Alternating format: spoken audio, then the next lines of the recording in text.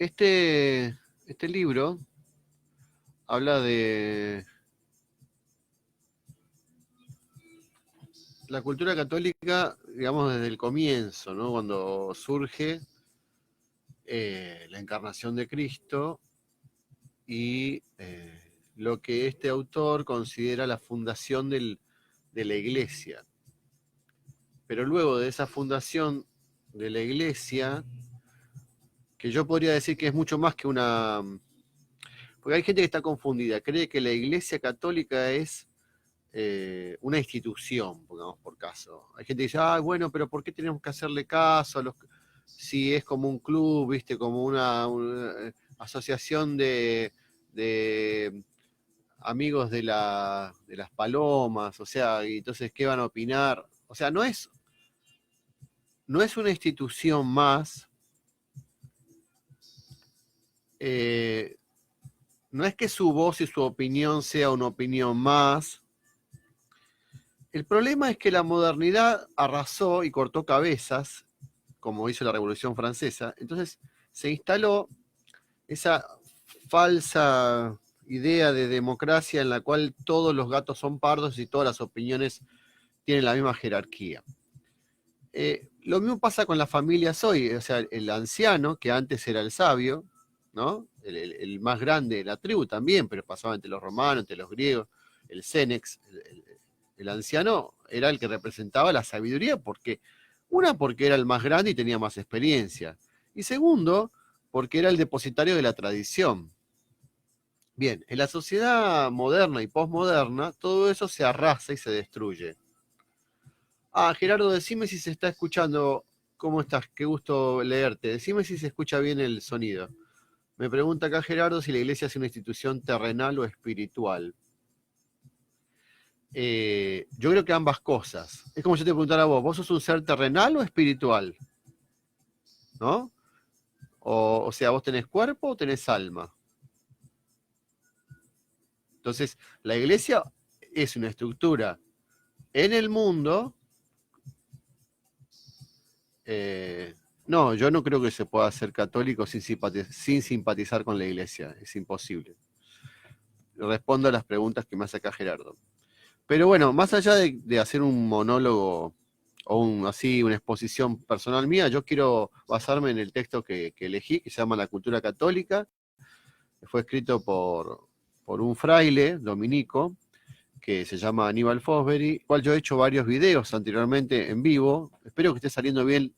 Yo sé que sale más o menos porque esto es una transmisión en vivo y yo no puedo estar haciendo videos en este momento porque no me anda la cámara. Entonces, la única manera que me salen los videos es en vivo. Después veré si lo recorto para poder subirlo a YouTube también.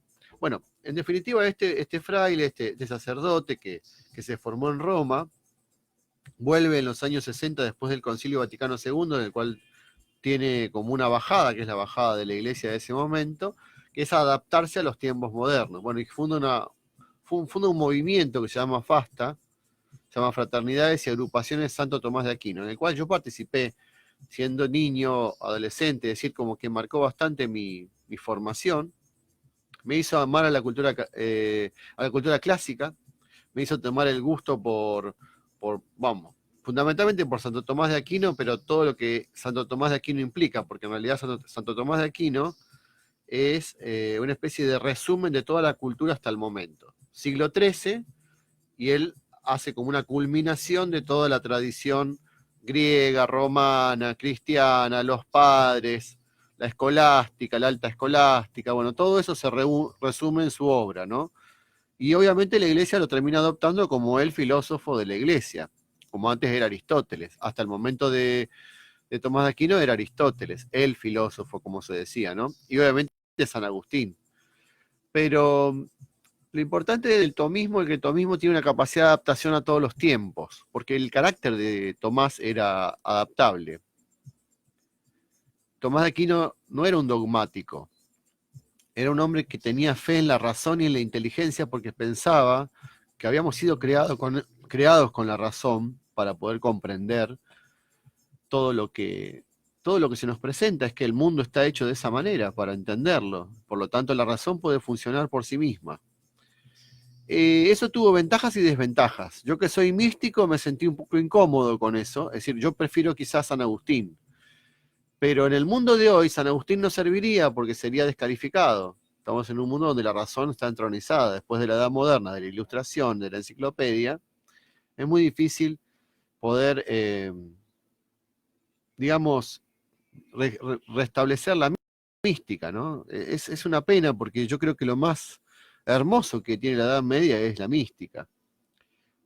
Posteriormente a Tomás de Aquino vino un señor que se llamó Meister Eckhart, Johannes Eckhart, que fue un místico el más importante de Occidente y extrañamente no se conoce, porque la gente conoce a Francisco de Asís, a Teresa de Ávila, pero no conoce a Meister Eckhart, que por qué realmente tuvo una resurrección, porque la iglesia le levantó la pena y la condena, es decir, en un momento el Papa le había considerado un hereje por falsas acusaciones, como siempre, entonces las tomó como que su doctrina no era correcta, y él se basaba en Tomás de Aquino mucho, y sobre todo en el neoplatonismo y la mística, ¿no?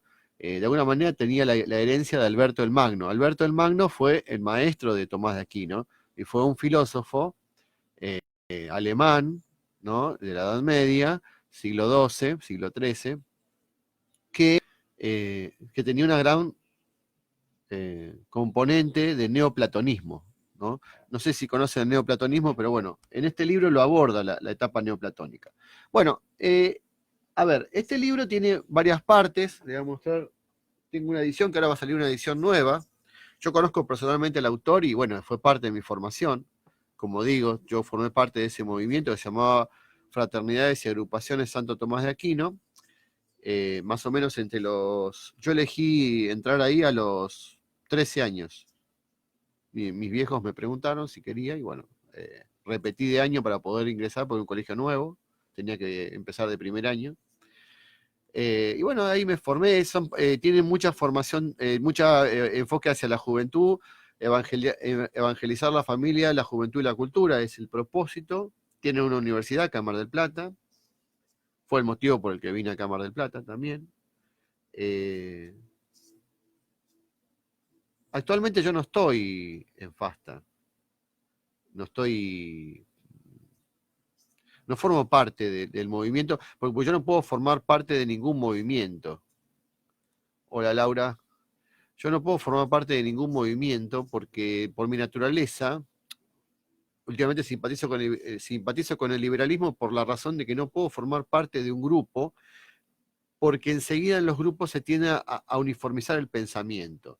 Por lo tanto, yo busco y quisiera, ¿qué hace Carlos? Hola. Quisiera encontrar un espacio que no me imponga las cosas. Lo encontré mucho en la sociedad teosófica, que es una sociedad de carácter de inspiración esotérica, ¿no? Obviamente, hace muchos años yo me abrí del movimiento de FASTA, pero con los años y frente a la situación de lo que está pasando hoy en el mundo, yo he rescatado todo lo que recibí en FASTA más o menos entre los 13 y los 21 años, en ese periodo, hasta los 21 o 22 años. Hola Leti, ¿cómo están, chicos?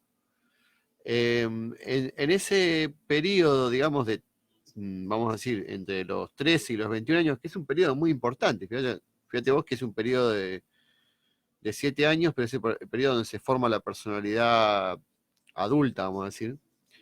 Eh, yo formé parte de ese movimiento, es un movimiento que tiene vamos a decir, eh, la forma de los scouts, porque tiene campamentos y, y todo eso.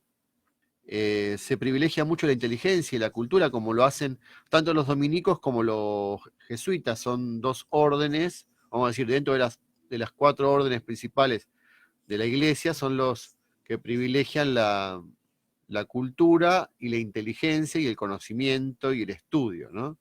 Y yo ahí me sentí cómodo porque, bueno, de alguna manera es mi lugar. Y también por eso también me han considerado importante que yo estuviera participando.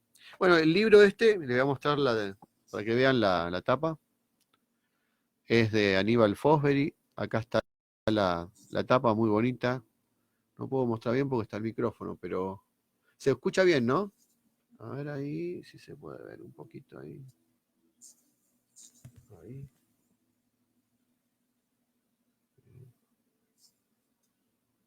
Bueno, ¿qué iba a decir? Entonces, resulta que este libro yo ya hice videos explicando todo el comienzo, están ahí, los tengo en el Facebook subidos, después tengo uno que lo subí a YouTube que se llama Las primeras comunidades cristianas, porque el libro va empezando desde el principio, ¿no? A ver, ¿cómo empezó todo esto? Bueno, con Cristo y los apóstoles, y después cómo va evolucionando.